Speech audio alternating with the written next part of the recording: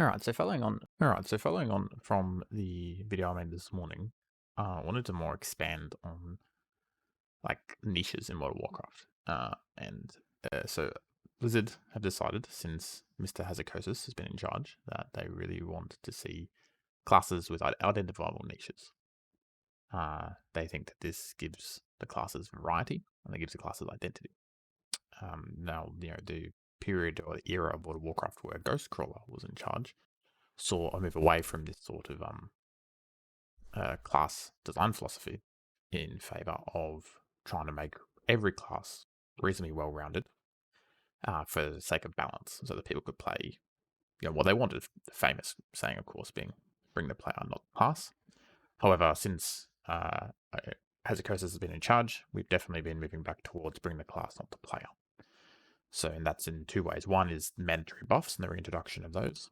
And the second part is pigeonholing certain classes and specializations into specific roles. And that would be fine if all roles and all niches were equally valuable, and therefore every dog would have its day. However, that's not the case. Some niches are valuable on a single fight per tier, maybe not even that. And if that single fight per tier isn't a difficult fight, like one of the last bosses, if not the last boss of the tier, then it's just not going to be valued. You combine this with the fact that for the past 2 or 3 expansions, every end boss has had roughly the same sort of design philosophy, where you have some early stages where you're fighting ads, and there's multi-target and there's AoE and some stacked cleave and some other bits and pieces like that.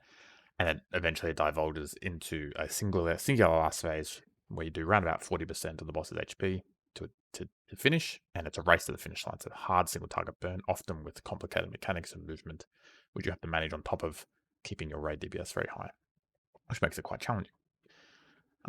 So to expand on this concept of what niche or what role does each class or each specialization bring to the game, I've made this little tree just off the top of my head. Hopefully I haven't left anything out.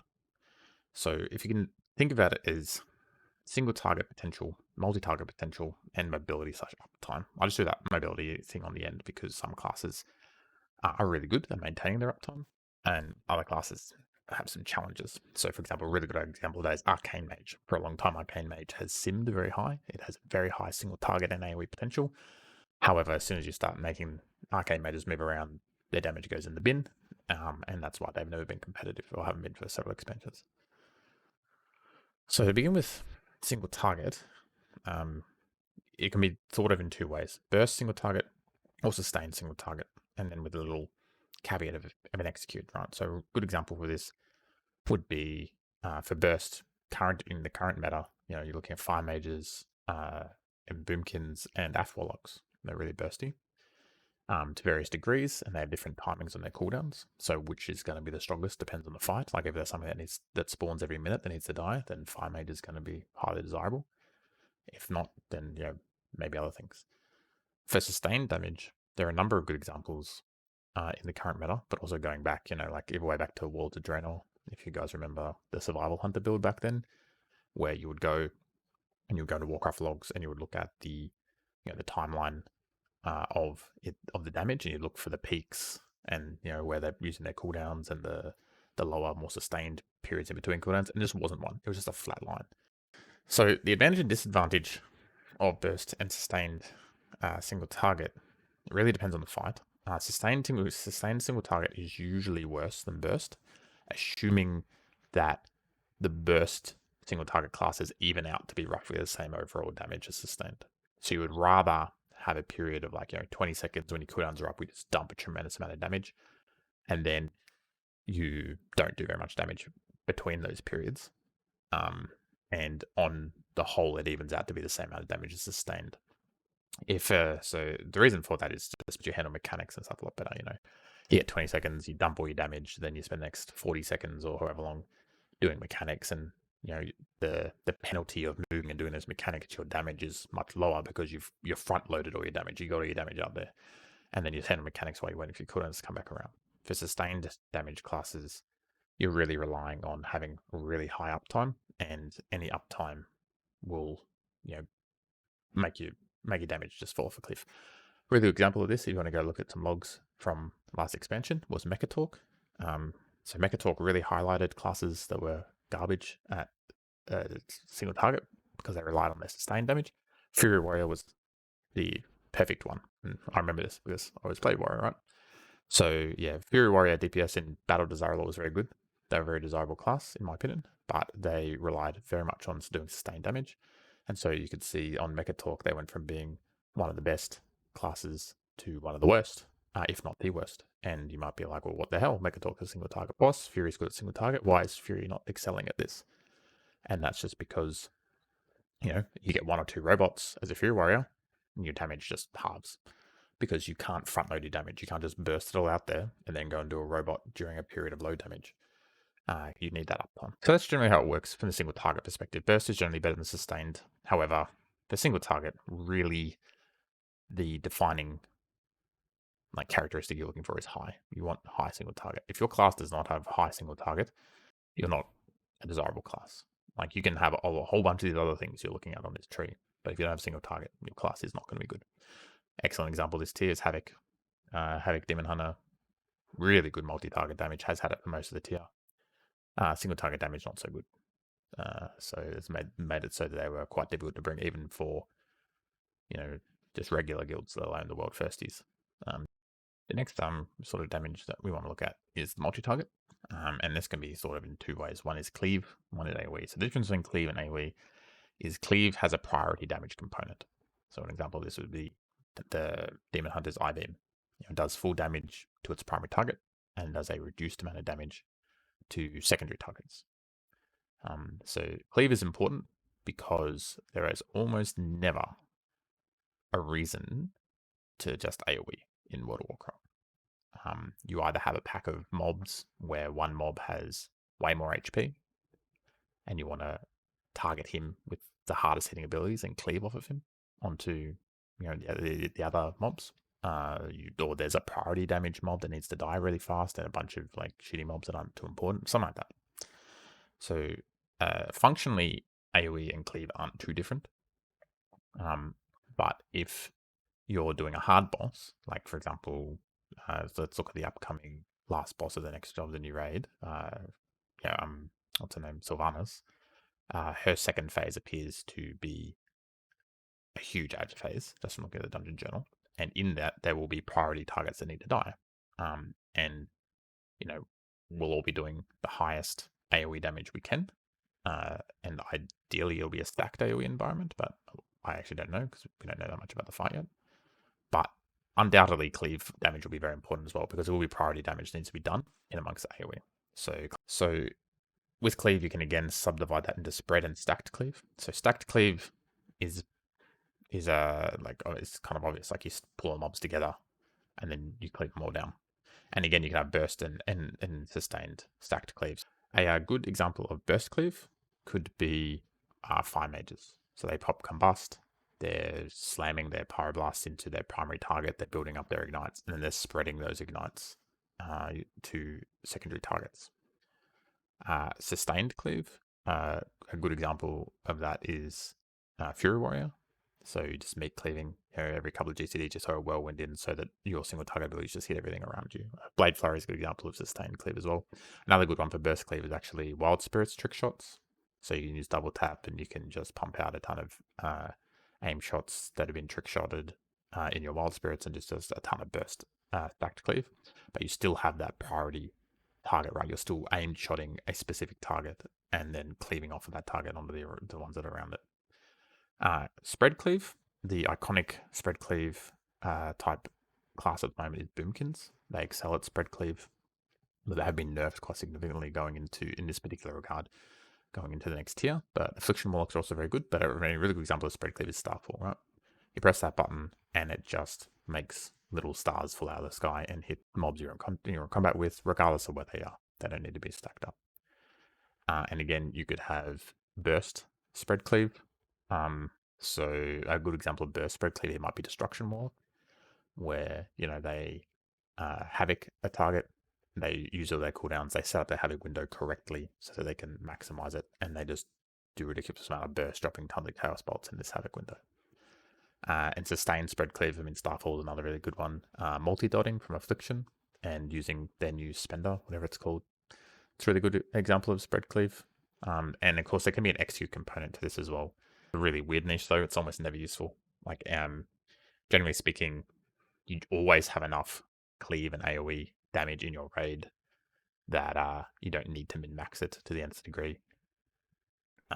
So if you wouldn't say, I can't think of a single scenario where you'd be like, oh well, for this really hard boss, we need to make sure we bring some really strong execute stacked cleave niche people. Like Fury Warrior is a good one for that. I can meet cleaver executes on the people and do a lot of damage. It's really good. Stone Age Generals is probably the best example of a fight where that was useful that I can think of. And it's the reason why people were playing Fury Warrior on that. Like, honestly, Fury Warrior was playing, well, honestly, DPS Warrior, I should say, was playing Fury for that fight and Arms for everything else back in week 2 or whatever when they first killed that boss. Even though Fury was like giga underpowered at the time, has received a lot of buffs since, but it's just in that particular niche, the stacked, sustained cleave with the benefit of constantly being able to cleave executes off all those low HP, like skirmies and stuff, made that was actually a strong niche for Fury then. So that's one example of that, I guess, but it's really rare. It doesn't come up very often. And you would never build your raid comp around to making sure you had that niche covered. It's just not necessary. Like, there's so many classes that are good at cleaving, stacked cleaving in particular. Pretty much every single, this is a side note here, pretty much every single melee DPS falls into the same niche, which is why melee is so competitive. Limit Max made a video recently about why it's hard to fit, all these melee specs into, a raid group. And he covered a lot of really good points about how there's so many melee specs, and a lot of them are mandatory, and then by the time you cover all that stuff, there's not that many spots left over, and blah blah blah. One thing he didn't mention is that pretty much every melee fills the same niche, which means that they can be directly ranked. This guy's the best, this guy's the second best, because that niche is generally high single target damage and good stacked cleave / AoE. So you've got bloody like 8 something specs that all sit in the same niche. And yeah, it's like if class A is better than class B, then you just bring 4 of class A. Why would you ever bring class B? So the other side of multi-target is AoE in general. So, and again, that can be separated into burst and sustained AoE. So the big thing about AoE is it's just a area effect ability. That's why it's called AoE, and it hits all things in it equally. So you put a blizzard down or a flame patch or whatever else you do, living bomb, whatever your AoE ability is. And then target capping in AoE becomes a big thing. So if you have uncapped AoE, which I have no idea why that exists in modern World of Warcraft, given that the majority of things are target capped now, but it does exist, and if you have uncapped AoE, then that's really good for you. And the last thing is the mobility uptime, the thing I brought up before. Some classes can do all of these things whilst being quite mobile, and other classes can't.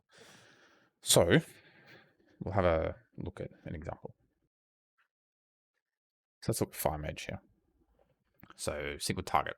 They have really good burst single target. They have absolute garbage sustained single target, because outside their combust they do basically nothing, but they also bring execute. And the overall single target damage profile is subject to tuning, right? So this is tuned high, such that their overall single target damage is high. Fire Mages are going to be good.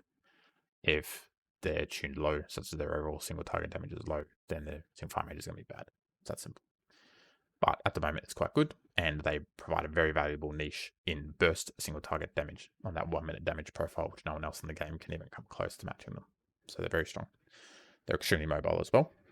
And then the multi-target, they just do basically everything. They do stacked cleave and they do AoE. They've got the ignite spreads, they've got the living bombs, they've got the flame patches, whatever. If you stack up mobs and you want them to die, Fire Mage can make that happen for you. So you got to ask yourself, why do you ever bring something that isn't a Fire Mage? They can do everything. They've got really good single target damage, and they've got really good AoE damage. They don't have to sacrifice their single target damage in order to do AoE, like we were talking about before, like with Marksmanship Hunter. So why would you bring anything that's not a Fire Mage? Well, I mean, there's a pretty important niche there that they don't fill, and that's spread cleave. So you'll find that classes that you want to bring that aren't Fire Mages happen to excel at spread cleave, and the other type of class you'd bring that isn't a Fire Mage, at least for the for the range perspective, It's just classes that do more single target. I mean, yes, Fire Mage single target's really good, but there are classes that do more, like Shadow Priests and Affliction Warlocks. So when you think about it from that perspective, you bring some Fire Mages, okay? You bring some Affliction Warlocks and Shadow Priests because they just do more single target damage, which is pretty bonkers. And you want some Spread Cleavers, okay? Well, Shadow Priests just got their dots buffed, and Affliction's pretty good Spread Cleaver already. And then maybe bring a Boomkin or two because they are also fill the same role as Fire Mage. They do really good single target burst, quite decent overall single target, but they have a different niche to Fire Mage in that they do Spread Cleave instead of really strong stacked cleave. So that's just a very slight difference in Boomkins and Fire Mages. So you might bring a mix of these, right? In order to fill out your range group and have all these damage niches covered, that might be valuable. Let's do another example. Let's look at Fury Warrior here. So Fury is quite different. I've got the mobility uptime things selected, but pretty much every melee has good uptime. If you think about it this way, melee are uptime limited by their ability to hit the boss, while ranged are uptime limited by movement. And we can design a strat that has 100% uptime on the boss for melee, but we can't design a strat that has 0 movement. That's just impossible. Look at a single target. Very weak burst single target. I mean, yes, they have cooldowns, therefore they can burst some, but very weak burst single target compared to basically every other class, but quite good sustain single target and quite good execute single target. And execute's always good for sustain. That's why I've got execute under sustain there in the single target bubble rather than on burst.